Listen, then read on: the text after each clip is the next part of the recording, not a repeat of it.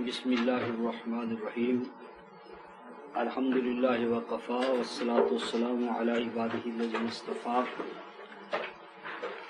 اما بعد فاعوذ باللہ السمیع العلیم من الشیطان الرجیم بسم اللہ الرحمن الرحیم۔ معزز خواتین و حضرات، آج 18 رمضان المبارک ہے اور ہم سورۃ المائدہ 5ویں سورہ جو ہے اس کا آغاز کر رہے ہیں۔ بسم اللہ الرحمن الرحیم، سورۃ المائدہ 5ویں سورہ، آیت نمبر 1 سے شروع کر رہے ہیں۔ یا ایھا الذین آمنوا اوفوا بالعقود احلت لکم بہیمۃ الانعام الا ما یتلی علیکم غیر محل الصید وانتم حرم ان اللہ یحکم ما یرید۔ صدق اللہ مولانا العظیم وبلغنا رسولنا النبی الکریم ونحن علی ذلک من الشاہدین الشاکرین والحمد للہ رب العالمین۔ رفقاء محترم، یہ ربط کے حوالے سے بات ہو چکی تھی کہ آیت 175 جو تھی سورۃ النساء کی، وہ جڑ، اساس اور بنیاد یا بیج ہے، اور سورۃ المائدہ جو ہے یہ اس کی شاخ در شاخ شرح ہے، تفسیر ہے۔ یہ اس بیج سے پھوٹنے والا یعنی درخت ہے، جو تناور درخت ہمارے سامنے آئے گا۔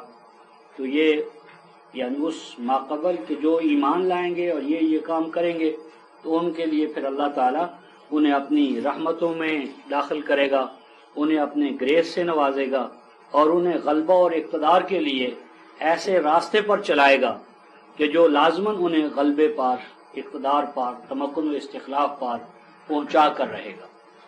تو یہ جو سورۃ المائدہ ہے یہ غلبے کی، غلبہ یعنی جو صراط الذین انعمت علیہم غیر المغضوب علیہم ولا الضالین، الفاتحہ، الفاتحہ کے لیے یہاں جو کچھ بھی آئے گا وہ تکمیلی حوالے سے آئے گا، اس کو اکمپلش یعنی آخری اس کے منطقی انجام تک پہنچانے والا۔ جو حکم بھی آئے گا وہ ماقبل جمیع احکام کے حوالے سے تکمیلی ہوگا، یعنی اس کو اس کے منطقی انجام تک پہنچانے والا۔ تو ارشاد ربانی ہے، یا اے اہل ایمان اوفو بالعقود، سب سے پہلی بات یہ ہے کہ تم پایہ تکمیل تک پہنچاتے رہنا تمام معاہدوں کو۔ عقود عقد کی جمع ہے اور زندگی جو ہے وہ ایک عقد ہی کا نام ہے، عقود جمع ہے۔ تو عقد ہمارا خالق کے ساتھ عقد عبودیت ہے، نظام کے ساتھ عقد اطاعت ہے، اور اپنے بھائی بندوں کے ساتھ عقد اخوت ہے، اور دستور حیات کے ساتھ ہمارا میثاق جو ہے وہ سمعنا و اطعنا، وہ ہم عہد رسالت میں لے رہے ہیں۔ تو 3 ہی بنیادی عقود ہیں، یعنی اللہ کے حوالے سے عقد عبادت، مرکز ملت اس کے حوالے سے عہد اطاعت، اور اپنے بھائی بندوں کے ساتھ عہد اخوت، اور باقی جو کچھ ہے پوری شریعہ، پورا دین وہ اسی کی شرح اور تفسیر ہے۔ تو عقود جتنے ہیں ان کو پایہ تکمیل تک پہنچاؤ۔ احلت لکم بہیمۃ الانعام، فرمایا کہ حلال قرار دیا جا چکا ہے تمہارے لیے بہیمۃ الانعام کو۔ بہیمۃ الانعام عام طور پر تو ڈم کیٹلز کو کہتے ہیں، لیکن اگر کچھ قرآن حکیم کے مقامات پر تدبر کریں تو یہ وہ جانور ہیں جسے ہم کہتے ہیں جگالی کرنے والے، جگالی کرنے والے۔ تو الانعام چارہ کھانے والے، اور چارہ کھانے والوں میں سے جو جگالی کرنے والے ہیں وہ حلال ہیں۔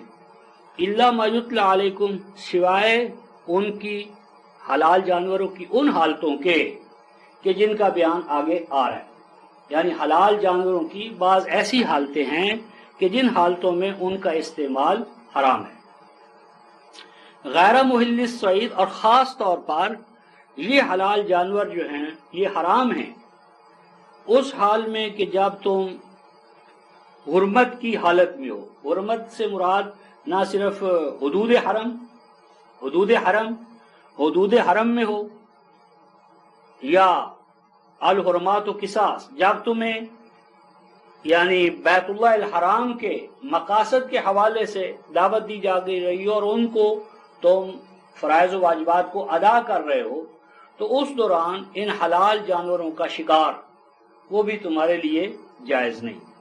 ان اللہ یحکم ما یرید، اور یہ بات کہ اللہ تعالیٰ نے ایسا کیوں کیا تو یہ عالم امر سے متعلق ہے، تو یہ اللہ تعالیٰ کی یعنی ایکسکلوسیو، یہ اسی کا ڈومین ہے کہ وہ اپنے بندوں کے لیے متعین کرے کہ کیا ان کے لیے ہونا چاہیے کیا نہیں ہونا چاہیے۔ جس طرح کہ ہر مینوفیکچرر جو ہے وہ اپنی گاڑی کے بارے میں خود ہی طے کرتا ہے، مصنوع کے بارے میں طے کرتا ہے کہ اس کی کیپیسٹی کیا ہے کیا نہیں ہے، کیا فنکشن انجام دے گی کیا نہیں دے گی، اور وہ بربنا حکمت کرتا ہے کیونکہ وہ اس کے انر سے باخبر ہوتا ہے، وہ کوئی استبداد نہیں ہوتا، وہ حکمت، رحمت، دانشمندی۔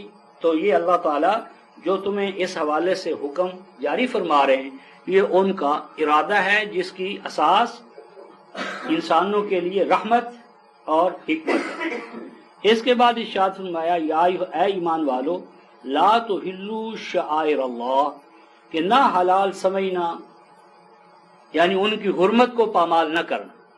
شعائر اللہ وہ تمام چیزیں کہ جو اللہ تبارک و تعالیٰ کے حوالے سے یا اس کے نظام کے حوالے سے مخصوص ہو جائیں، اور یہ تمام آیات اللہ ہیں، تمام آیات اللہ کہ جن سے اللہ تعالیٰ کا شعور عطا ہوتا ہے۔ تو اس میں اللہ کی کتاب کائنات اور تمام احکام، آیات تقوین، آیات تنزیل، اور ان کو حلال سمجھنے سے مراد ہے کہ ان کا مس یوز، ان کا غلط استعمال نہ کرنا۔ والشہر الحرام، اور اسی طرح جو حرمت والا مہینہ ہے، الشہر الحرام سے مراد ہم لیتے ہیں رمضان، اور رمضان کے بعد جو 3 مہینے مسلسل آتے ہیں شوال، ذوالقعدہ اور ذی الحج، یہ ہیں الاشہر الحرم۔ تو الشہر الحرام یہاں نمائندہ ہے کل اشہر الحرم کا، اور حرمت والے مہینے جو ہیں ان کے حقوق کو پامال نہ کرنا۔ مراد یہاں پر یہ ہے کہ حرمت والے مہینوں کے لیے جو تمہارا حج ہے مرکز مخصوص کے حوالے سے، تو اس کے جو فرائض خمسہ ہیں تو ان فرائض خمسہ کو بھلانا نہیں، وائلیٹ نہ کرنا، ان کو پوجا پاٹ کی چیز نہ بنا دینا، یعنی ان کے جو مقاصد اصلیہ ہیں ان مقاصد اصلیہ کے اندر ڈنڈی نہ مارنا۔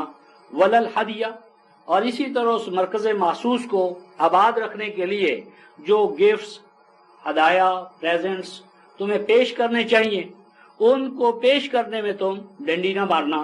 ولل قلائد، اور اسی طرح قلادہ وہ فرائض و واجبات کہ جن کو انسان اپنے ذمے لے، بالخصوص حج کے حوالے سے، اور یہاں پر پہلے الحج اور العمرہ، تو العمرہ یعنی جو رضاکارانہ طور پر جو ڈیوٹیاں تم اپنے کندھوں پر اٹھا لو ان کی بے حرمتی نہ کرنا، یعنی ان کو ہلکا نہ سمجھنا، آسان نہ سمجھنا، ان کی ادائیگی کے لیے ہم تک اپنے آپ کو یعنی آمادہ رکھنا، تیار رہنا۔ ولا آمین البیت الحرام، آمین البیت الحرام، یہ میں نے عرض کیا تھا کہ حج جو ہے وہ مسلمانوں ہی کے لیے نہیں ہے، جہاں بھی قرآن آیا ہے میں حج آیا ہے الناس آیا ہے، الناس۔ آج ہم نے تو حج میں غیر مسلم جو ہے نان مسلم جنہیں کہ ادر دین مسلمز ان کو لیے داخلہ ہی بند کر دیا، تو یہ قرآن کا حج نہیں ہے۔ قرآن تو کہے گا 22/28 میں کہ یشہدوا منافع لہم، سب کے لیے کھولو اس اپنے مرکز کو کہ وہ یہاں آ کر دیکھیں کہ تم ان کی فلاح و بہبود کے لیے کیا کچھ کر رہے ہو۔ تو یہاں پر البیت الحرام کے مقاصد خمسہ جو ہیں ان کو جب تم پورا کرو گے تو اقوام عالم جماعت در جماعت تمہارے مرکز کا ارادہ کریں گی، عزم کریں گی، اس کو آ کر وزٹ کریں گی، کہ جس طرح آج UNO ہے، سیکیورٹی کونسل ہے، کہ خود جن کی ضرورت ان سے وابستہ ہے وہ خود آتے ہیں، ڈیمانڈ کرتے ہیں، تقاضا کرتے ہیں۔ تو آمین البیت الحرام، تمہارے اس مرکز مخصوص کے ساتھ جو نوع انسانی کا مفاد وابستہ ہے، تو وہ مفاد کو حاصل کرنے کے لیے جو قومیں اور جو افراد تمہارا ارادہ کریں تمہارے مرکز کا، تو ان کے راستے میں رکاوٹیں کھڑی نہ کرنا۔ بالخصوص یبتغون فضلا من ربہم، کہ وہ آئیں گے تمہارے پاس کہ اپنے رب کا گریس تلاش کریں۔ مراد یہاں پر ہے کہ تمہارے نتائج زندہ نظام کے نفاذ سے جو نتائج و ثمرات نوع انسانی پر مرتب ہوں گے وہ ان کو حاصل کرنے کے لیے آئیں گے. یہ تو عامت الناس بھی ہو سکتے ہیں، اور رضوانہ بالخصوص مثلا اہل ایمان جو عمومی حوالے سے بھی آنا چاہیں، جس طرح دوسرے آ سکتے ہیں آبزرور کے طور پر، تو اسی طرح جو اہل ایمان ہیں وہ بھی اللہ کی رضا کے لیے آئیں کہ اپنے مرکز کو دیکھیں، اس کی عظمت میں اور اس کی رونق اور آبادی میں پارٹیسپیٹ کریں، تو ان کو بھی آنے کے راستے میں رکاوٹیں کھڑی نہ کرنا.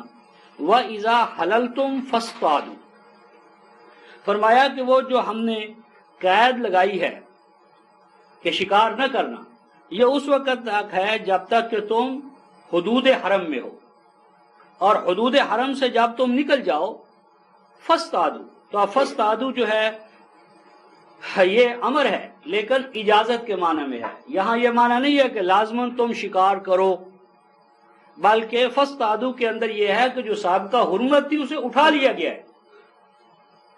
ثابت ہوا کہ ہر امر جو ہے وہ وجوب کے لیے نہیں ہوتا، بلکہ بعض امر اجازت کے معنی میں ہوتے ہیں، یعنی ان کے اوپر جو سابقہ پابندی تھی وہ اٹھا لی گئی. تو فرمایا کہ جب تم حالت حرم سے یا احرام سے نکل آؤ فاصطادوا، تو اب تمہارے لیے شکار کرنا جائز ہے.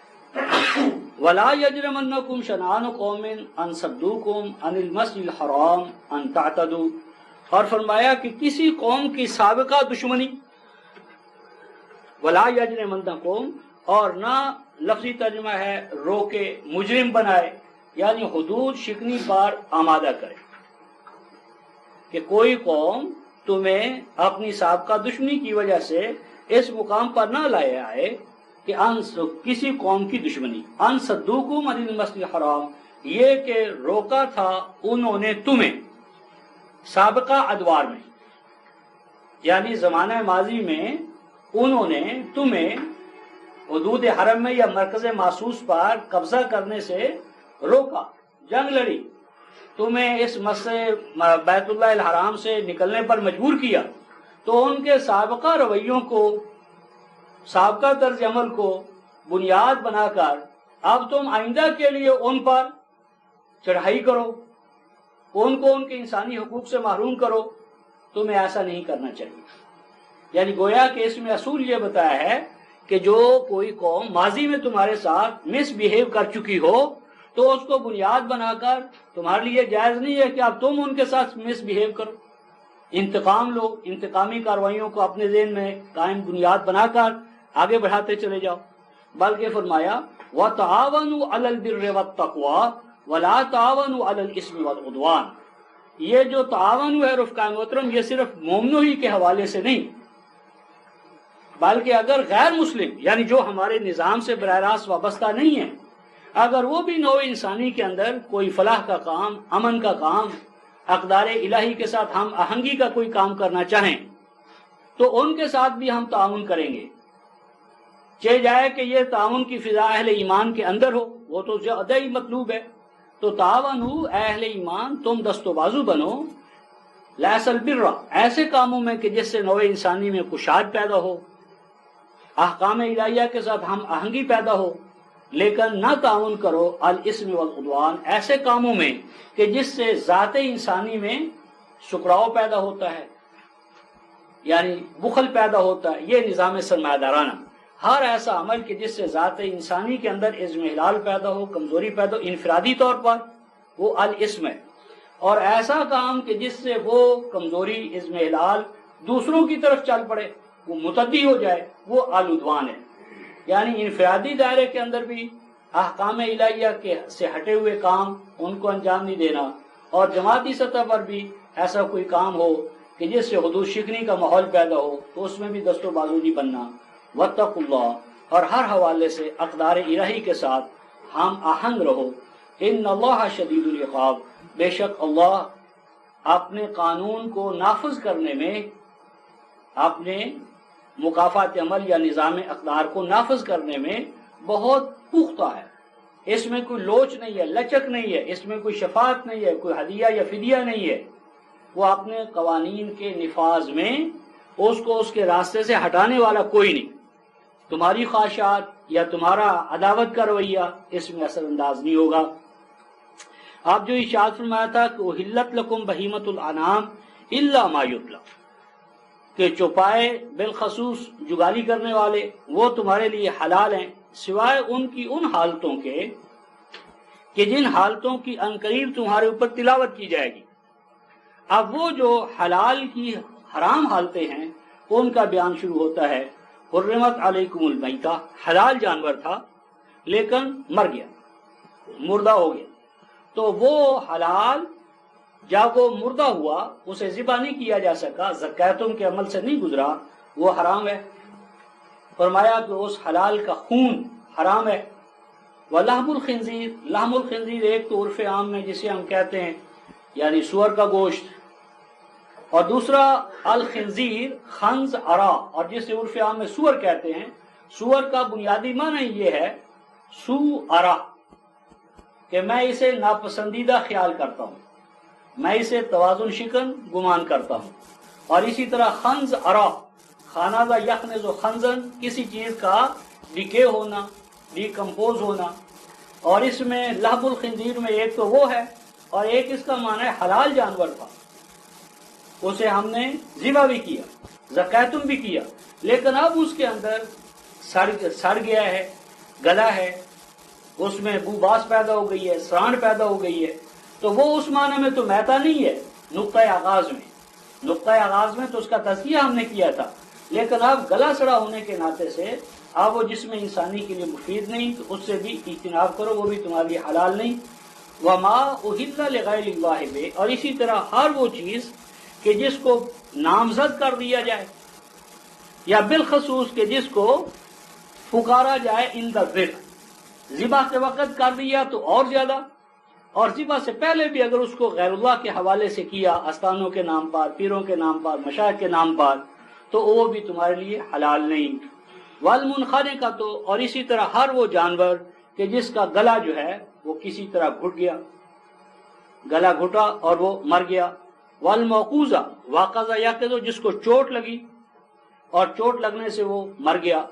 والمتردیہ، بلند مقام سے نیچے گرا، مر گیا۔ والنتیحہ، اس ناتح ینتہو، کسی کو سینگ مارنا، کہ کسی ایک جانور نے دوسرے جانور کو سینگ مارا اور نتیجتاً وہ مر گیا۔ وما اکل السبع، اور اسی طرح ہر وہ جانور کہ جسے کسی درندے نے کھا لیا۔ الا ما ذکیتم، ہاں اگر درندہ ہے لیکن اس کے کھائے ہوئے کو تم نے پا لیا زندہ اور تم نے اس کو ذبح کر لیا، تو اگر ذبح کر لو تو وہ تمہارے لیے جائز ہے۔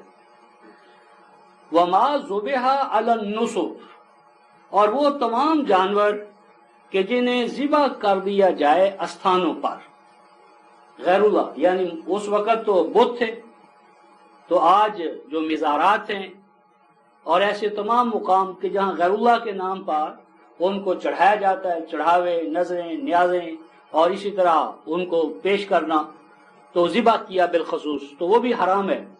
وَأَن تَسْتَقْسِمُوا بِالْأَزْلَامِ، اور یہ بھی حرام ہے کہ تم کوئی تقسیم کرو پانسوں کے ذریعے، تیروں کے ذریعے، یعنی لاٹریاں، قرآن اندازیاں، کیونکہ قرآن دراصل عقل و شعور کے حوالے سے بات کرتا ہے۔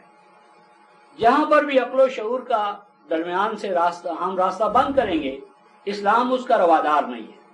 ان تستقسموا بالازلام کیا ہے؟ بے بسی ہے، لاٹری نکال رہے ہیں، قرآن ڈال رہے ہیں، عقل و شعور سے فیصلہ نہیں کرتے۔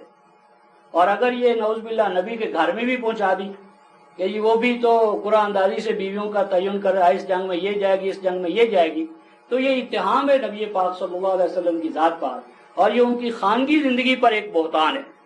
یعنی ازواج کو، جو ان کی ازواج تھی، ان کو نبی پر اعتماد نہیں تھا، بطور خاوند، بطور ہیڈ آف دا اسٹیٹ، ان میں فیصلہ کرنے کی طاقت نہیں تھی، اور بیویوں میں فیصلہ کو قبول کرنے کی طاقت نہیں تھی۔ تو یہ تو زمانہ جاہلیت ہے۔ ان تستقسموا بالازلام، کہ تم عقل و شعور سے فیصلہ کرنے کی بجائے اپنے آپ کو گروی رکھتے ہو چانس کے، اندھا چانس۔ ذالکم فسق، یہ جو اقدام ہے بالخصوص یعنی لاٹریاں، چانسز، یہ تو کیا ہے؟ فسق۔ ایسی قوم کبھی بھی مقام محمود تک نہیں پہنچ سکتی. فاسا کا یافسے کو پانی کا جو نیچے جڑوں سے اوپر جا رہا ہے اس کا راستے میں بکھر جانا بوجہ اس کے کہ کھال اس کی چھد گئی ہے یا زخمی ہے. تو یہ لاٹریوں کو یہ سارا سسٹم اس بات کا غماز ہے کہ ان کے ہاں کوئی سسٹم نہیں ہے. سامان نشوما ان کو شعوری اور عقلی اور باقاعدگی سے نہیں مل رہا، اس لیے ہر آدمی بیچارہ چانس کے اوپر جی رہا ہے. کسی کو مل جاتے اور ہزارے اس سے مایوس ہو جاتے ہیں. اس کے بعد فرمایا الیوم یئس الذین کفروا من دینکم. الیوم اس دور میں، ان حالات میں، اس وقت جس وقت یہ تمام احکام تمہیں دیے جا رہے ہیں، مایوس ہو گئے اہل کفر من دینکم، تمہارے غلبے سے، تمہارے مغلوب ہونے سے. یعنی یہاں دین سے مراد وے آف لائف نہیں ہے، بلکہ مراد ہے وے آف لائف پر چلنے کے حوالے سے غلبہ. یعنی تمہاری مغلوبیت، یعنی کل تک وہ امید لگائے بیٹھے تھے کہ شاید آج نہیں تو کل کوئی سمجھوتا ہو جائے گا، کمپرومائز ہو جائے گا، آج ان کا غلبہ ہے کل ہمارا ہو جائے گا. تو اب حال یہ ہو گیا ہے کہ مایوس ہو گئے اہل کفر تمہارے مغلوب ہونے سے. یعنی انہیں اپنے غلبے کے بارے میں مایوسی ہے، اور تمہارا کبھی مغلوب ہو سکنا اب ان کے لیے ممکن نہیں. اور یہ جو حلت و حرمت کے حوالے سے آ رہا ہے رفقائے موت، حلت و حرمت کے حوالے سے، تو اس میں ایک نقطہ یہ ہے کہ حلت و حرمت کا ایک معاشرتی پہلو ہوتا ہے، ایک اخلاقی پہلو ہے، طبی پہلو ہے، اور ایک اس کا معاشرتی پہلو ہے. اور حلت و حرمت کے جو اقدار ہیں ان کا نفاذ معاشرتی حوالے سے غلبے کے بغیر ممکن نہیں. یعنی مثلا ہمارے برصغیر پاک و ہند میں ہندو اور مسلمان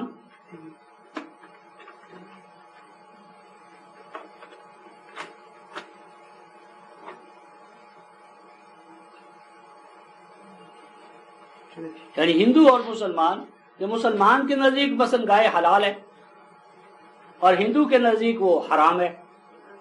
یا مثلا یہودیوں کے ہاں مثلا اونٹ حرام ہے، مسلمانوں کے نزدیک حلال ہے. اب اگر مسلمانوں کے پاس اس علاقے میں غلبہ نہ ہو، مثلا ہندوستان میں مسلمان کے پاس غلبہ نہ ہو، تو وہ گائے کو ذبح کر ہی نہیں سکتا. اگر اسے غلبہ نہ ہو کسی ایسے علاقے میں یہاں یہود کو اکثریت حاصل ہو یا ان کو یعنی اقتصادی اور معاشی طور پر غلبہ ہو، تو وہاں اگر وہ چاہے کہ اونٹ جو حلال ہے اس کو کام میں لائے تو ناممکن ہے. تو یعنی حلت و حرمت کا ایک پہلو معاشرتی تھا، اور اس معاشرتی پہلو پر عمل ہو ہی نہیں سکتا تھا جب تک کہ اہل اسلام کا غلبہ جو ہے وہ اپنے آخری درجے میں نہ پہنچ جائے. اس حوالے سے حلت و حرمت کے معاشرتی پہلو کو غلبہ اسلام کے ساتھ اٹیچ کیا گیا، اور یہ اس حوالے سے آخری چیز فلا تخشوہم واخشون، فرمایا کہ ان سے نہ ڈرو. اب تمہیں اس بات سے ڈرنا چاہیے کہ تم کہیں اقدار وحی کی خلاف ورزی نہ کر بیٹھو. الیوم اکملت لکم دینکم، اس دور میں، الیوم کا معنی ٹوڈے نہیں ہے، اس دور میں یعنی دور غلبہ قرآن، اس دور میں دینکم سے مراد غلبہ ہے کہ تمہارا غلبہ جو ہے وہ اپنی غایت تکمیل کو جا پہنچا. وَأَتْمَمْتُ عَلَيْكُمْ نِعْمَتِي، اور جن نعمتوں کے عطا کرنے کا میں نے تم سے وعدہ کیا تھا وہ نعمتیں بھی تمہیں بھرپور طریقے سے مل گئی. وَرَضِيتُ لَكُمُ الْإِسْلَامَ دِينًا، اور اسلام یعنی احکام الہیہ کے سامنے جھکے رہنا، اس کو ہم نے تمہارے لیے نظام حیات کے طور پر پسندیدہ قرار دیا. اور یہاں پسندیدگی سے مراد ہے رضی اللہ عنہ ورضوا عنہ، کہ تم نے ان احکام الہیہ پر چل کر ہمارے قوانین کو راضی کر دیا، ان کے منشا کو پورا کیا، اور ہم نے تمہیں ان کے نتائج و ثمرات سے مالا مال کر دیا. اب اوپر حکم ہوا تھا کہ یہ چیزیں حرام ہیں، ان کو کام میں نہ لانا. اب اس میں ایک ایکسیپشن ہے، اور یہ پہلے بھی گزر چکی ہے. فَمَنِ اسْتُرَّ فِي مَخْمَصَةٍ، اور اگر کوئی مجبور ہو جائے، خاص جو کوئی مجبور ہو جائے، فی مخمصۃ، شدید بھوک کی حالت میں. مخمصہ کہتے ہیں جو کی انتہائی حالت، اور مخمصہ لانے میں فائدہ یہ ہے جو کی بجائے کہ آخری درجے تک اس سے بچنے کی کوشش کرے. لیکن جب آخری مقام آ جائے، آخری درجہ آ جائے کہ اس کے سوا کوئی صورت نہ ہو، تو پھر غیر متجانف لاسم، اس وقت بھی اس کا جذبہ محرکہ انسینٹو یہ ہو کہ میں نے ہر قیمت پر ہر اس چیز سے بچے رہنا ہے کہ جس سے ذات انسانی میں عزم حلال پیدا ہوتا ہے، کمزوری پیدا ہوتی ہے. یعنی اس قانون کے دائرے میں بھی ایک اگر استثناء ہے تو اس کا جذبہ محرکہ بھی اطاعت ہونا چاہیے. فإن اللہ غفور الرحیم، تو ایسی صورت کے اندر اللہ سامان حفاظت بھی عطا فرماتے ہیں اور سامان نشو و نما بھی. یسألونک ماذا احل لہم، اوپر حلت و حرمت تھی معقولات کی، کھانے پینے کے حوالے سے. اب حلت و حرمت کا اکمالی پہلو جو ہے وہ منکوحات کے حوالے سے ہوتا ہے. ارشاد فرمایا کہ یسألونک ماذا احل لہم، کہ ان کا تقاضا ہوگا کہ ان کو بتایا جائے کہ معقولات، کھانے پینے کی حلت و حرمت کے ساتھ ساتھ منکوحات کے حوالے سے کیا اصل ہے، کیا حلال ہے، کیا حرام نہیں ہے. قل احل لکم الطیبات، تو فرمایا کہ ان سے کہو کہ حلال ہے ان کے لیے ہر وہ چیز جو طیب ہو. طیب کا معنی رفقا محترم 10/25 اور 7/58 کی روح سے ہر وہ چیز جو موقع، محل، حالات اس کے ساتھ سازگار ہو، ایڈجسٹ ہوتی ہو اور آگے بڑھنے میں مددگار ہو. اس لیے حلال کے ساتھ طیب کی قید لگائی گئی ہے. ہر چیز حلال ہے جو حرام نہیں ہے، لیکن ہم نے اپنے موقع محل پر دیکھنا ہے کہ ہمارے موقع محل اور ڈیمانڈ اور ضرورت جو ہے اس کے ساتھ یہ سازگار ہے، اس کو پورا کرے گی یا نہیں کرے گی. اسی طرح فرمایا وما علمتم من الجوارح، اور حلال ہے تمہارے لیے اس چیز کا کھانا کہ جو حاصل ہو تمہیں ان جانوروں سے، مقلبین، کہ جن کو تم شکار کے پروسیس سے یا شکاری ہونے کے پروسیس سے گزارتے ہو. تو علمونہن، علم دیتے ہو تم ان کو، مما علمکم اللہ، اس میں سے کہ جس کا ملکہ، استعداد، قوت، صلاحیت اللہ تعالیٰ نے تمہارے اندر رکھی ہے. پس کھاؤ تم ان کو، فکلوا، پس کھاؤ تم، مما، اس میں سے، امسکنا علیکم، کہ جس کو تمہارے شکاری جانور تمہارے لیے روک رکھے. یعنی جس کا شکاری جانور کا یہ خاصہ ہو کہ وہ شکار کو پکڑے تو اسے خود کھانا نہ شروع کر دے، بلکہ اس کو پکڑ کر مالک کے پاس لائے. تو وہ جانور جو اس طرح تمہارے سامنے لایا جائے، وَاذْكُرُ اسْمَ اللَّهِ عَلَيْهِ، اس کو اللہ کے نام پر یعنی اسے ذبح کرو اور اللہ کے نام پر اسے کھاؤ. وَاتَّقُوا اللَّهَ، اور اللہ کے قوانین کے ساتھ ہم آہنگی اختیار کرو. بے شک اللہ حساب کتاب میں کوئی زیادہ دیر لگانے والا نہیں ہے، یعنی اس کے ہاں ادھار نہیں ہے. اسی طرح فرمایا کہ آج یعنی اس دور میں احل لکم الطیبات، حلال قرار دیا گیا ہے، جس طرح سابقہ طیبات کا بیان ہوا. اسی طرح وطعام الذین اوتوا الکتاب حل لکم، اور ان لوگوں کا کھانا کہ جو دیے گئے ہیں کتاب تم سے پہلے، وہ بھی تمہارے لیے حلال ہے. اس میں دو چیزیں رفقا، ایک تو یہ کہ یہ حلال ہے، لافل ہے. اس کا یہ معنی نہیں کہ اس کا کھانا واجب ہے، وجوب نہیں ہے، لافل ہے، یعنی اگر ضرورت اور حالات کے تحت ان کو کھانا پڑے تو جائز ہے. نمبر دو، اگر وہ چیز وہ ہے کہ جسے کتاب اللہ نے حرام ٹھہرایا، تو جب وہ حرام ہے یعنی اس کی وہ حالتیں ہیں جو ماقبل گزر چکی ہیں، مثلا آیت نمبر 3 میں، تو اگر تو وہ اہل ایمان کی طرف سے بھی ہو تو وہ حرام ہے، تو اہل کتاب کی طرف سے وہ حلال کیسے ہو جائے گا؟ اس کا تو مطلب ہوا کہ اگر فی نفس ہی وہ چیز حلال ہے اور صرف وہ ان کے ہاں صرف کیا ہوا ہے، طبخ کا عمل ہوا ہے، وہ طباخ ہیں، انہوں نے ان حلال کو کاٹا ہے، یعنی بطور طعام تیار کیا ہے، بطور سالن بنایا ہے، تو ان کا کھانا یعنی ان کے ہاتھوں میں فی نفس ہی کوئی نجاست نہیں ہے. یعنی اہل کتاب یا مشرک حاضر کلام اللہ جسم کے حوالے سے نجس نہیں ہے. اور اسی طرح فرمایا وطعامکم حل لہم، اور اگر تمہیں اپنا کھانا انہیں پیش کرنا پڑے تو یہ بھی حلال ہے، یعنی اس میں چھوٹ چھات اس حوالے سے نہیں ہے. والمحصنات من المؤمنات، اور اسی طرح اگر نکاح کرنا پڑے تو حلال ہیں، حلال قرار دی گئی ہیں تمہاری پاک دامن عورتیں. اور والمحصنات من الذین اوتوا الکتاب من قبلکم، اور حلال قرار دی گئی ہیں تمہارے لیے وہ پاک دامن عورتیں جو ان میں سے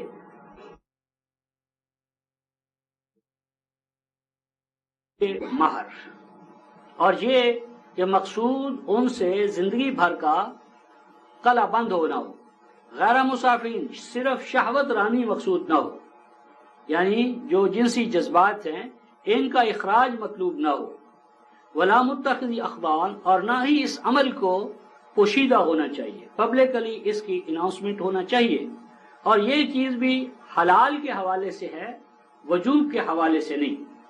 اور آگے قرآن نے کہا وَمَن يَكْفُرْ بِالْإِيمَانِ فَقَدْ حَبِطَ عَمَلُهُ، فرمایا کہ اگر کوئی مومن ہو کر اس حلال سے فائدہ اٹھائے، اور فائدہ اٹھانے کی حالت یہ ہو جائے کہ اس کی وہ جو اہل کتاب بیوی ہے وہ اسے اپنے رنگ میں رنگ لے، اس کے عشق و محبت میں اس حد تک چلا جائے کہ اپنی ایمان کی قدریں ہی بھول جائے، تو یہ بہت گھاٹے کا سودا ہوگا۔ فقد حبط عملہ، تو فرمایا کہ اگر اس نے اس ایمان کی قدروں کو بھلا دیا، پس پش ڈال دیا، اور بیوی کے عشق و محبت میں آ گیا، تو وہ تمام توحید والے اعمال وہ گویا کہ نتیجہ خیز نہیں ہوں گے، وَهُوَ فِي الْآخِرَةِ مِنَ الْخَاسِرِينَ، اور انجام کار یہ نقصان اٹھانے والوں میں سے ہوگا۔ اب اس نظام کے اندر جو علت و حرمت کا، معقولات و مشروبات کا یہ احکام تھے، اب اس کے اندر جماعتی نظم اور امت مسلمہ کے اندر جو مرکزیت ہے، مرکز کے ساتھ جو امامت ہے، امامت کے ساتھ جو اطاعت ہے، اطاعت کے اندر جو صف بندی ہے، اور صف بندی کے اندر جو ڈسپلن ہے، وقت کی جو پابندی ہے، تو ان قدروں کو ہنگامی طور پر پیدا نہیں کیا جا سکتا۔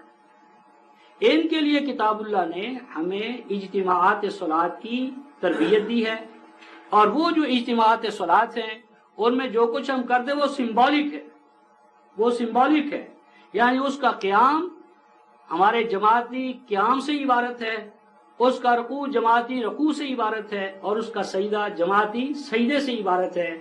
اس کے اندر ایک امامت ہے، صف بندی ہے، ڈسپلن ہے، وقت کی پابندی ہے۔ تو ان تمام قدروں کے حوالے سے جو جامع نظام ہے، اب اس کے حوالے سے گفتگو ہوتی ہے۔ اے ایمان والو، اذا قمتم الى الصلاۃ فاغسلوا وجوہکم وایدیکم الى المرافق، کہ جب تم اقامت صلاۃ کے حوالے سے اجتماعات صلاۃ کے لیے آؤ تو دھویا کرو اپنے چہروں کو، اور جب چہروں کا ذکر آتا ہے تو بعض اہل روایات پوچھتے ہیں جی بتاؤ یہ کلی کرنا، ناک میں پانی ڈالنا، یہ کہاں ہے؟ تو اس میں رفقائے محترم وجوہ جب قرآن کہتا ہے چہرہ، تو کیا ناک چہرے سے باہر ہے یا منہ جو ہے وہ چہرے میں شامل نہیں؟ یعنی قرآن نے جب وجوہ کہا تو اس کے اندر تمام چیزیں آ گئی۔ وجوہ کو، چہروں کو دھوو، ایدیکم، اور اپنے ہاتھوں کو دھوو، ہاتھوں کی حد بتائی الی المرافق، کوہنیوں تک، وامسحوا برؤسکم، اور آگے فرمایا مسح کیا کرو، پوچھ لیا کرو، صاف کر لیا کرو اپنے وہ جو سر ہیں تمہارے، اور آگے ہے وہ ارجلکم، اور اپنے پاؤں کو۔ تو یہ پاؤں جو ہے رفقان، اس میں کوئی اختلاف قرات کی ضرورت نہیں ہے۔ یہ ارجلکم جو ہے یہ مفعول بہی ہے مسح، اس لیے پاؤں کے اندر دھونا اصل ہے نہیں ہے، اصل مسح ہے، لیکن اگر پاؤں کے اوپر غلاظت ہو، صاف نہ ہو، تو ان کی پاکیزگی صفائی مطلوب ہے۔ تو اس پر 4:43 میں بھی کچھ بحث کی تھی، اور ایک الگ بھی اس پر ان چیزوں پر جو خصوصی دروس ہوں گے تو ان پہ ہم بحث کریں گے۔ اور آگے فرمایا ان کو تم جنبا، اور اگر تم جنب کی حالت میں ہو تو جنب کے معنی بتایا تھے کہ ایک تو جنسی حوالے سے، اور ایک ہر وہ مرض کہ جس حالت میں، جس کی صورت میں یا حالت میں فرد کو اجتماع سے دور رہنا چاہیے۔ مثلا کوئی ڈاکٹر ہے یا نرس ہے یا کمپاؤنڈر ہے جو ایسے افراد کی یعنی تیمارداری پر یا نرسنگ پر مامور ہے جسے چھوت کا مرض ہے، تو اب اسے بغیر صاف ستھرا ہوئے، بغیر اچھی طرح سابقہ کپڑوں کو تبدیل کرے، نہائے دھوئے، یعنی اپنے اس سابقہ ماحول سے پاک صاف ہو، پھر وہ ان اجتماعات صلاۃ میں آئے۔ کیونکہ اجتماعات صلاۃ میں جو شرکاء ہیں ان کی صحت، ان کی سلامتی وہ بھی مطلوب ہے. تو اگر تم جنبی حالت میں ہو، خواہ وہ جنس کے حوالے سے ہو یا صحت کے دوسرے عوارض کے حوالے سے، فَطَّهَّرُوا، تو بہت اچھی طرح ان منفی اثرات سے اپنے آپ کو پاک صاف کیا کرو، تب ان اجتماعات میں آیا کرو. وَإِن كُنتُم مَرْضَىٰ، اور اگر تم مریض ہو یا تمہیں سفر درپیش ہے یا تم میں سے کوئی جائے ضرور سے ہو کر آیا ہے یا کہ تم نے بیویوں کے ساتھ وہ ملاپ کیا ہے، اور ان تمام صورتوں میں فلم تجدوا ماء، تمہیں پانی نہ مل سکے، فتیمموا صعیدا طیبا، اور تمہارے جسم کے کسی حصے پر ایسی چیز ہے جسے دور کرنا مطلوب تھا پانی سے، تو اس پانی کی جگہ پر تم ارادہ کیا کرو، کام میں لایا کرو مٹی کو، ایسی مٹی جو صاف ستھری ہو. اور کیوں؟ تاکہ یہ بدل کے طور پر بھی ہو جائے اور ویسے بھی طبی طور پر بھی بدل یعنی پاکیزگی کے حوالے سے پانی کا یہی مٹی ہے. اور آگے فرمایا کہ یہ جو مٹی سے تم ہاتھ یا ایسے وہ کام میں اسے لاؤ گے تو لازمی بات ہے کہ اس سے وہ مٹی جو ہے وہ ادھر ادھر جمے گی یا لگے گی. تو فَامْسَحُوا بِوُجُوهِكُمْ وَأَيْدِيَكُمْ مِنْهُ، ایدیکم منہ، تو پھر جہاں کوئی مٹی وٹی لگی ہو جب اجتماع میں آؤ تو اس کو جھاڑ پھونک لیا کرو، اس کو صاف کر لیا کرو.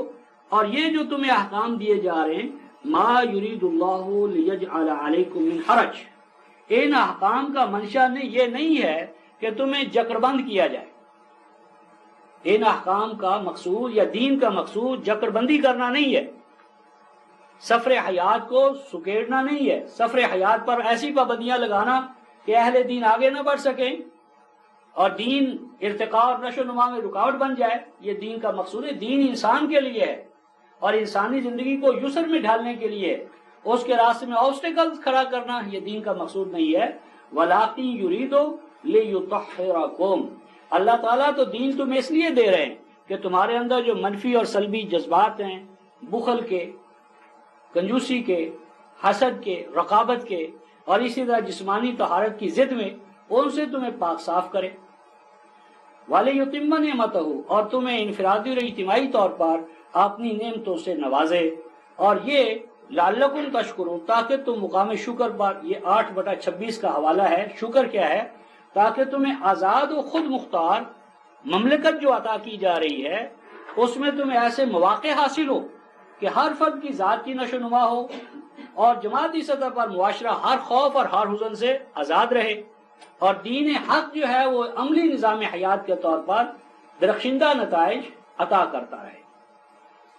وَاذْكُرُوا نِعْمَتَ اللَّهِ عَلَيْكُمْ، اہل ایمان اس نعمت کو، نعمت غلبہ، نعمت تمکن، استخلاف، اس کو ہمیشہ پیش نظر رکھنا. یعنی اصل تو نعمت ہے کتاب اللہ، اور پھر کتاب اللہ کا غلبہ اور اس سے کے درخشندہ نتائج.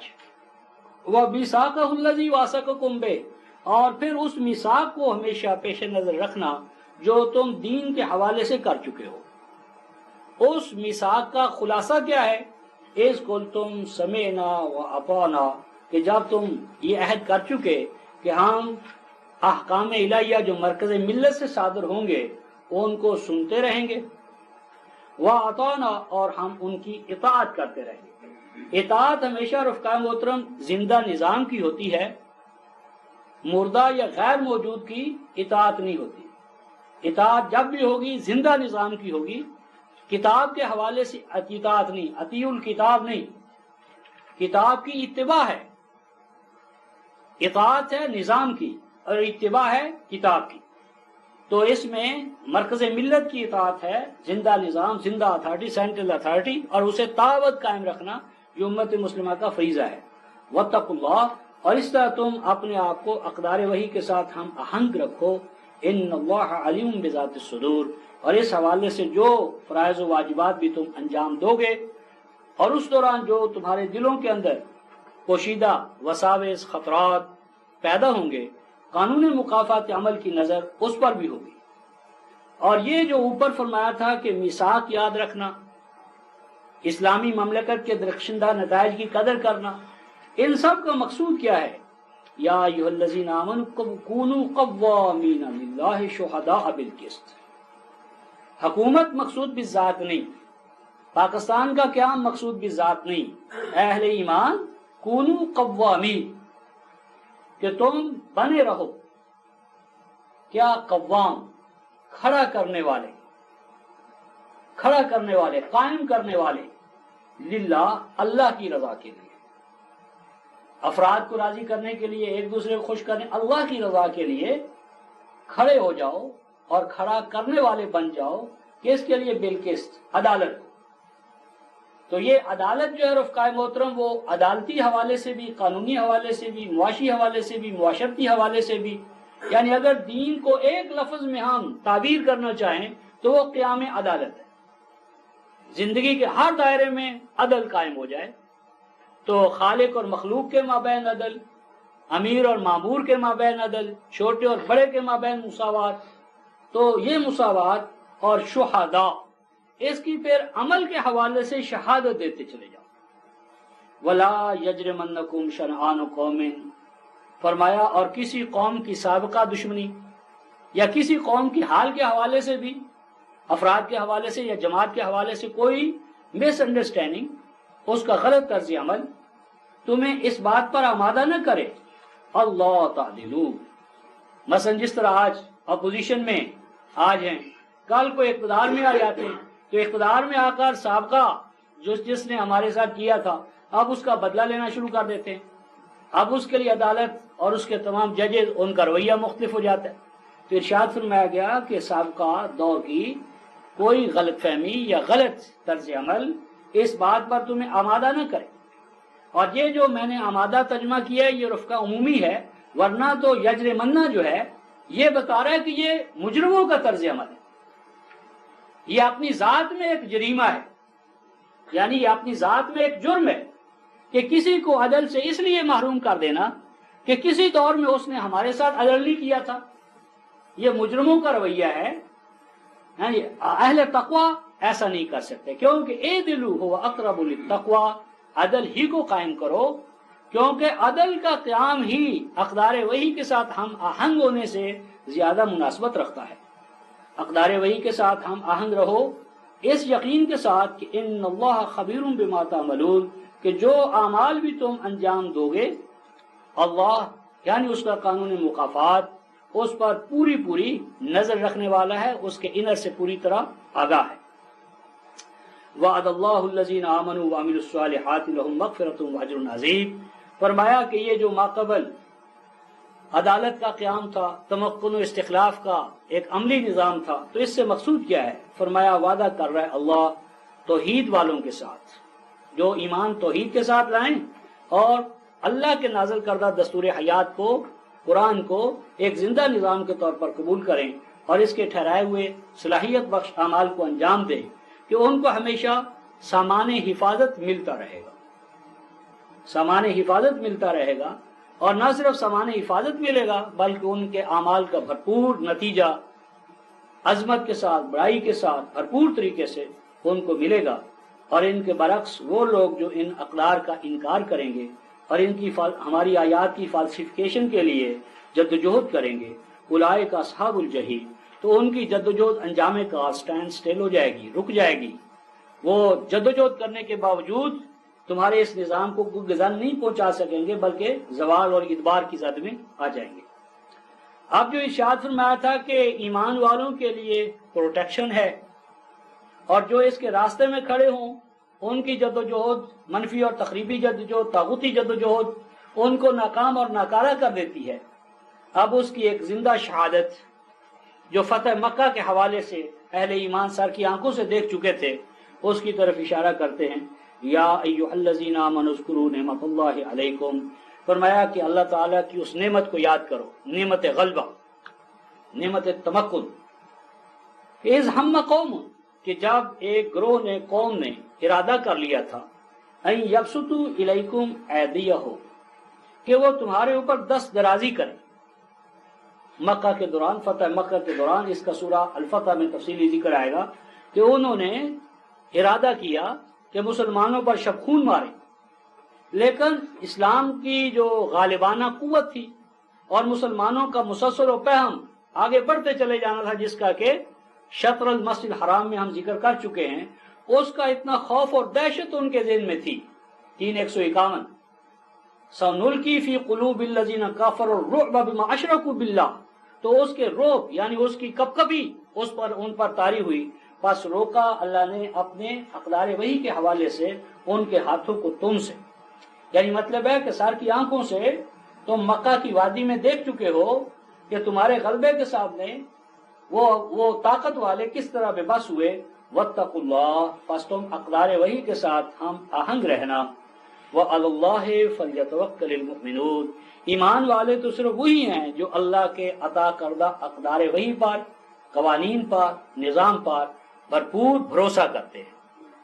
اب یہ جو ماقبل بیان ہوا، یہاں سے آپ آیت نمبر 12 سے کچھ تاریخ شروع ہوتی ہے، اور قرآن اپنے حقائق کو تاریخ کے اسلوب میں یا تاریخ کے عملی جو نمونے ہیں ان کے حوالے سے بیان کرتا ہے. تو اب یہاں سے یہود و نصارہ کی جو تاریخ ہے، اور بالخصوص میثاق کے حوالے سے، میثاق تو ان سے جو میثاق لیا گیا تھا اور اس میثاق کو انہوں نے اگر قائم کیا تو کیا نتیجہ، پامال کیا تو کیا نتیجہ. اور مقصود یہود و نصارہ نہیں ہے، مقصود آپ اور ہم ہیں. یعنی مقصود اہل ایمان کو یہ بتانا ہے کہ اگر تم میثاق پر قائم رہے تو اس کے کیا نتائج نکلیں گے، اور اگر تم نے میثاق کو پامال کیا تو وہی نتیجہ نکلے گا جو یہود و نصارہ کے حوالے سے نکلا.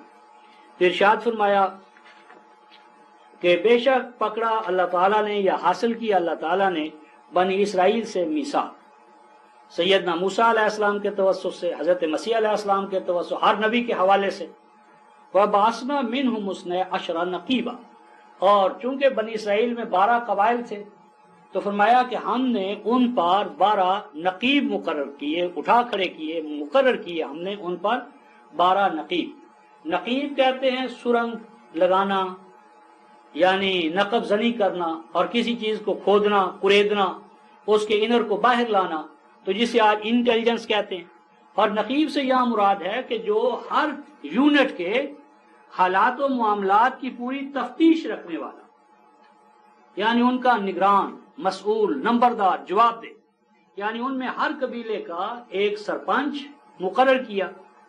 وقال اللہ انی معکم، اور اللہ نے ان سے کہا میں تمہارے ساتھ رہوں گا. معیت الہی تمہیں حاصل ہوگی. اور معیت الہی کی شرائط کیا ہیں، کیسے حاصل ہوتی ہے؟ فرمایا لئن اقمتم الصلاۃ، اگر تم اجتماعی نظام حیات اقدار وحی کی بنیادوں پر قائم رکھو گے، سامان نشو و نما فراہم کرتے رہو گے، رسولوں پر عملی طور پر ایمان رکھو گے، ان کی طرف سے ملنے والے نظام حیات کو مضبوط و مستحکم کرو گے، اور اس تمام نظام کو آگے چلانے کے لیے اپنی ضرورت سے جو زائد ہوگا وہ بطور قرض دوسروں کا حسن بحال رکھنے کے لیے یا حسن پیدا کرنے کے لیے تم اپنے سے جدا کرتے رہو گے. تو اگر تم ایسا کرو گے لَأُكَفِّرَنَّ عَنْكُمْ سَيِّئَاتِكُمْ، تو تمہارے اندر اول تو کوئی توازن شکنی پیدا نہیں ہوگی، اور اگر پیدا ہوگی تو اس کی جگہ پر ہم حسن پیدا کریں گے. یہ تھا اللہ کی معیت سے عبارت. اللہ کی معیت ان شرائط کے ساتھ، اور اللہ کی معیت کا عملی نتیجہ یہ نکلے گا کہ تمہاری بدحالیاں کور ہوتی رہیں گی، یعنی ان کا سدباب ہوتا رہے گا. اور یہ کہ وَلَأُدْخِلَنَّكُمْ، اللہ کی معیت عملی شکل میں کیا ہوتی ہے کہ ہم تمہیں داخل رکھیں گے ایسے سرسبز و شاداب علاقوں میں کہ جہاں کی سرسبزی و شادابی کے وسائل ان کے لیے وقف ہوں گے. اللہ کی معیت گویا کسی قوم کو اس طرح ملتی ہے کہ ان کے پاس سرسبز و شاداب علاقوں کی وراثت ہوتی ہے، وہ محروم، محکوم، غلام ابن غلام نہیں ہوتے.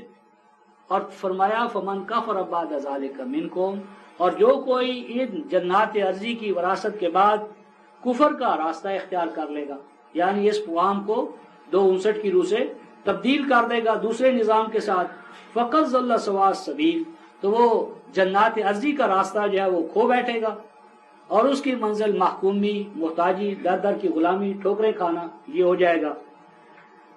فبما نقضهم میثاقهم، بوجہ اس کے کہ انہوں نے ہمارے ساتھ کیے گئے عہد و پیمان کو ٹکڑے ٹکڑے کر دیا. لعناہم، ہم نے انہیں وراثت ارضی سے محروم کر دیا، آزادی و خود مختاری سے وہ محروم ہو گئے. وجعلنا قلوبہم قاسیہ، اور ان کو کنٹرول کرنے والے، ایک تو قلوب ہے فرد کا، دل دماغ، اور دوسرا ہے قلب القوم الذی یقلبہ، قلوب سے مراد یہاں پر ہیں قائدین، ان کی قیادت ایسے ہاتھوں میں چلی گئی کہ جن کے اندر رحمت نہیں ہے، رحمانیت نہیں ہے، رحیمیت نہیں ہے، ربوبیت نہیں ہے، پتھر دل، تو پتھر دل قائدین ان کے اوپر مسلط ہو گئے، اور وہ پتھر دل قائدین سیاستدان ہو یا مذہبی پیشوا کیا کرتے ہیں؟ یحرفون الکلم عن مواضعہ، وہ اللہ تعالیٰ کے احکام کو، ہدایات کو، آیات کو ان کے موقع محل سے تبدیل کر دیتے ہیں۔ یعنی دین جب مذہب میں تبدیل ہوتا ہے تو ظاہرہ سٹرکچر یا شیپ یا فارم تو وہی رہتی ہے، لیکن ان کا جوہر تبدیل ہو جاتا ہے۔ ان کے انر میں، جس طرح انجیکشن کی میں نے مثال لی تھی کہ اس کا خول تو وہی رکھتے ہیں لیکن اس کے اندر پانی داخل کر دیتے ہیں، مریض بیچارہ سمجھتا ہے کہ صحت یابی ہوگی لیکن اس کا ہر قدم موت کی طرف جاتا ہے۔ تو یہی آج ہمارے اعمال کا حال ہے، ڈھانچہ دیکھیں، شکل صورت دیکھیں، روپ دیکھیں، بہت اعلیٰ ہے، لیکن نتائج و ثمرات کے حوالے سے، آزادی و تمکن کے حوالے سے دن بدن تباہ ہو رہے ہیں۔ لیکن مذہبی شعار اور رسوم پر پہلے زیادہ زور شور سے عمل درآمد کا نعرہ لگایا جا رہا ہے، وَنَسُوا حَظًّا مِّمَّا ذُكِّرُوا بِهِ، اور بالکل بھلا بیٹھے وہ کہ احکام دین کا مقصود کیا ہے۔ حظ کا معنی ہے پلیئر، دین کا مقصود اللہ کو راضی کرنا، کیا معنی؟ اللہ کو راضی کرنا یعنی اللہ کے قانون پر چل کر ان نتائج و ثمرات سے بہرور ہونا کہ جس کے نتیجے میں تمکن ہے، استخلاف ہے، اعلان ہونا ہے۔ تو مقصود دین کو انہوں نے بالکل پس پوش ڈال دیا۔ وَلَا تَزَالُ تَطَّلِعُ عَلَىٰ خَائِنَةٍ مِّنْهُمْ، فرمایا کہ اس کا لازمی نتیجہ یہ نکلے گا کہ تو اطلاع پر اطلاع پاتا رہے گا ان کے بارے میں کہ وہ خیانت کر رہے ہیں۔ یہاں خیانت سے مراد ہے یختانون یا تختانون انفسہم، ان کے اندر کبھی ذات انسانی کی نشو و نما نہیں پائے گا، جسم ان کے فربہ ہوں گے، ذات انسانی راہ کا ڈھیر بن چکی ہوگی۔ خیانت سے مراد صرف انفرادی خیانت نہیں، ایک تو خیانت ہے اللہ کے ساتھ، اللہ کے ساتھ خیانت ظاہر ہوتی رہے گی، احکام الہیہ کی حکمتوں کے فقدان کی وجہ سے خیانت ظاہر ہوتی رہے گی، اور سب سے بڑی بات یہ ہے کہ ذات انسانی کی نشو و نما وہ تصوری باطل ہو جائے گا، ان کے پاس موجود نہیں ہوگا۔ الا قلیلا منہم، ہاں بہت کم افراد جو حق پر قائم ہو کر پھر آپ کے ساتھ شامل ہو جائیں گے۔ فاعف عنہم واصفح، فرمایا کہ ایسے افراد کے ساتھ جھگڑنا نہیں، لڑنا نہیں، دس پنجہ نہیں لینا، تمہارا کام ہے کہ ان کو فی الحال نظر انداز کرو، ان سے الگ تھلگ ہو جاؤ، اس معنی میں کہ ان کی بد کرداری سے الگ تھلگ ہونا ہے، یعنی ان کے اس کیریکٹر کو زیر بحث نہیں لانا بلکہ اپنے نظام کو پرپیچویٹ کرنا ہے، مستحکم کرنا ہے۔ کیوں؟ ان اللہ یحب المحسنین، کہ تم اپنے نظام کے اندر حسن جو ہے اس میں اضافہ کرو، اپنے آپ کو مضبوط کرو، اپنے نظام کے زندہ نتائج جو ہے ان پر توجہ دو، یہ آہستہ سے راستے سے خود ہٹا دیے جائیں گے۔ اب نصارہ کی بات، وَمِنَ الَّذِينَ قَالُوا إِنَّا نَصَارَىٰ، اور وہ کہ جنہوں نے کہا کہ ہم انصار ہیں، یعنی مسیح علیہ السلام پر ایمان لائے ہیں، ان سے بھی ہم نے اسی طرح کا میثاق لیا تھا جو اوپر ذکر ہے۔ فرمایا انہوں نے بھی ڈھانچے کو قائم رکھا، مقصود کو انہوں نے بھلا دیا، رہبانیت اختیار کر کے دین اور دنیا کی سنویت اختیار کر کے دین کو مذہب میں تبدیل کر لیا، مقصود دین کو انہوں نے بھلا دیا۔ اور جب کوئی قوم دین کو مذہب میں تبدیل کر دیتی ہے، احکام مقصود بھی ذات ہو جاتے ہیں، حکمت درمیان سے ہٹ جاتی ہے، جس طرح آج ہمارے صلات کا ڈھانچہ ہے تو آپ اختلافات کس پر ہیں؟ رفع یدین پر، آمین بالجار پر، مسوں کو تالے لگائے جا رہے ہیں۔ تو جب دین مذہب میں تبدیل ہو، احکام حکمتوں سے خالی ہو جائیں، فَأَغْرَيْنَا بَيْنَهُمُ الْعَدَاوَةَ وَالْبَغْضَاءَ إِلَىٰ يَوْمِ الْقِيَامَةِ، تو فرمایا کہ پھر ایسے مذہبی جنونیوں میں، مذہب پرستوں میں جنہوں نے احکام کو مقصود بھی ذات بنا لیا ہے، فَأَغْرَيْنَا، غرا یغری کہتے ہیں رفقۂ محترم جس طرح گون کے ساتھ ہم کسی چیز کو چیپ دیتے۔ لازم ہے کہ مذہب کے حوالے سے ہر مذہب دوسرے مذہب کے ساتھ دشمنی رکھے اور ہر مذہبی فرقہ دوسرے فرقے کا عدو ہو۔ سپاہ صحابہ، سپاہ عباس، دیوبندی، بریلوی، اس کا یہ لازمی نتیجہ ہے دین کو مذہب میں تبدیل کرنے کا، احکام کو مقصود بھی ذات سمجھنے کا۔ سینے پر ہاتھ رکھنا یا چھوڑنا مقصود بھی ذات بن گیا، ڈسپلن یا نظام یا امامت کا مسئلہ نہیں رہا۔ عداوت دیکھو گے والبغضاء، اور باقاعدہ یبغض و بغضن اصل معنی اس کا ہے پانی کا کھولنا، اور ہنڈیا کے اندر جو وہ خاص اس سٹیج پہ جو بھاپ نکلتی ہے، تو ان کے اندر ایک دوسرے کے خلاف عداوت اور اناد کی بھاپ نکلتی رہے گی، سلگتے رہیں گے ایک دوسرے کے بارے میں تاکہ اسی حالت میں رہے الی یوم القیامہ۔ توبہ کر لیں تو اور بات ہے۔ وَسَوْفَ يُنَبِّئُهُمُ اللَّهُ بِمَا كَانُوا يَصْنَعُونَ، فرمایا کہ ضرور بضرور اللہ ان کو خبردار کرے گا جو کارستانیاں یہ انجام دے رہے ہیں دین کے نام پر، جو انڈسٹریاں انہوں نے شروع کر رکھی ہیں، تو دیکھو گے کہ ان قریب نتائج و ثمرات جو تمہارے نظام کے نکلیں گے، تو ان کی انڈسٹریاں کس طرح جو تخریب پر منتج ہوتی ہیں، فلاح کی بجائے انسانیت کے لیے فساد کا باعث بنتی ہیں، یہ کس طرح ڈھیر ہوتی ہیں۔ اب کتاب والوں کو براہ راست خطاب فرمایا، اے کتاب والو یا اہل الکتاب، اے کتاب کا دعویٰ کرنے والو، قد جاءکم رسولنا، تمہارے پاس ہمارے رسول محمد رسول اللہ پیغام لے کر آئے، یبین لکم کثیر مما کنتم تخفون من الکتاب، وہ کھول کھول کر بیان کر رہے ہیں کلام الہی کی بنیاد پر ان مواثیق کو، ان مقاصد کو کہ جن کو تم کتاب میں بالکل چھپا چکے تھے۔ کتاب تو موجود ہے، لیکن مقصود کتاب کیا ہے؟ نزول کتاب کا مقصد کیا ہے؟ عدالت کا قیام، اخوت کا قیام، مساوات کا قیام، نوع انسانی کے اندر ربوبیت عالمینی کا قیام۔ تو جو مقاصد عالیہ تم پس پش ڈال چکے تھے، وہ رسول ان کی تجدید کر رہے ہیں۔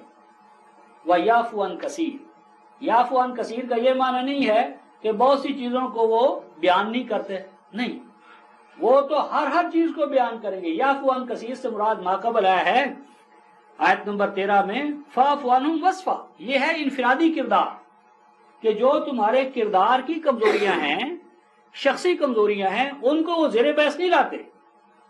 یعنی ہمیں کسی انسٹیٹیوشن کو من حیث انسٹیٹیوشن ہم زیر بحث لا رہے ہیں، جو انسٹیٹیوشن کے افراد ہیں چلانے والے، ان کا جو شخصی کردار ہے، شخصی کمزوریاں ہیں، اس سے ہم بحث نہیں کرتے۔ تو یہ اصول دیا ہے کہ شخصی کردار زیر بحث نہ لایا جائے، بلکہ انسٹیٹیوشن کو بحیثیت انسٹیٹیوشن زیر بحث لایا جائے۔ قد جاءکم من اللہ نور و کتاب مبین، فرمایا کہ رسول کیا آئے ہیں، یہ تمہارے پاس اللہ کا نور ہے، اور یہ نور کے بعد جو واو ہے رفقۂ محترم وہ ہے یعنی، نور یعنی کتاب، کیسی کتاب؟ مبین، سیلف یعنی ایسی جو اپنے آپ کو خود کھول کھول کر بیان کرتی ہے۔ تو یہ 4:175 میں آ چکا ہے رفقائے محترم کہ قرآن جو ہے یہ نور مبین ہے، برہان رب ہے، اور یہ جو میں نے عرض کیا کہ نور یعنی کتاب مبین، تو یہ دو الگ الگ چیزیں نہیں ہیں، واو یعنی کے معنی میں ہے، اور اس کی دلیل یہ ہے یہدی بہ اللہ۔ اگر یہ نور اور کتاب مبین دو چیزیں ہوتی رفقائے محترم تو قرآن کہتا ہے یہدی بہما، اللہ ان دونوں کے ذریعے، تو دونوں کو قرآن نہیں کہہ رہا، بہی کہتا ہے۔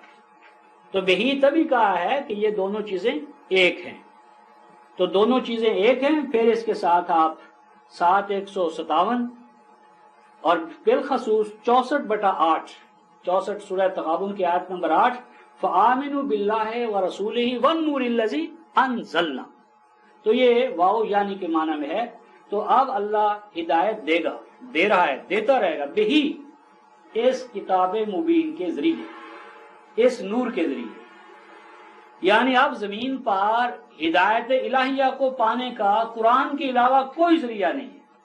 خدا تک پہنچنے کا اور اس کے زندہ نظام کو اور زندہ نظام کے زندہ نتائج کو پانے کا صرف اور صرف ذریعہ الکتاب ہے، قرآن ہے، قرآن کا نور مبین ہے۔ لیکن اس کے لیے ایک شرط ہے، وہ کیا ہے؟ من اتبع رضوانہ، اللہ کی ہدایت اس کو ملے گی جو اللہ کی ہدایت کے پیچھے پیچھے چلے۔ یعنی قرآن کے اندر جو اس لیے آئے کہ قرآن کو اپنے پیچھے چلائے، یعنی کلین سلیٹ، یا جسے ہم کہتے ہیں پری کنسیوڈ آئیڈیاز لے کر اگر قرآن بھی پڑھے گا تو قرآن کی ہدایت اس پر منکشف نہیں ہوگی۔ جس طرح کے رفقائے محترم اگر ہم کلرفل گلاسز پہن لیں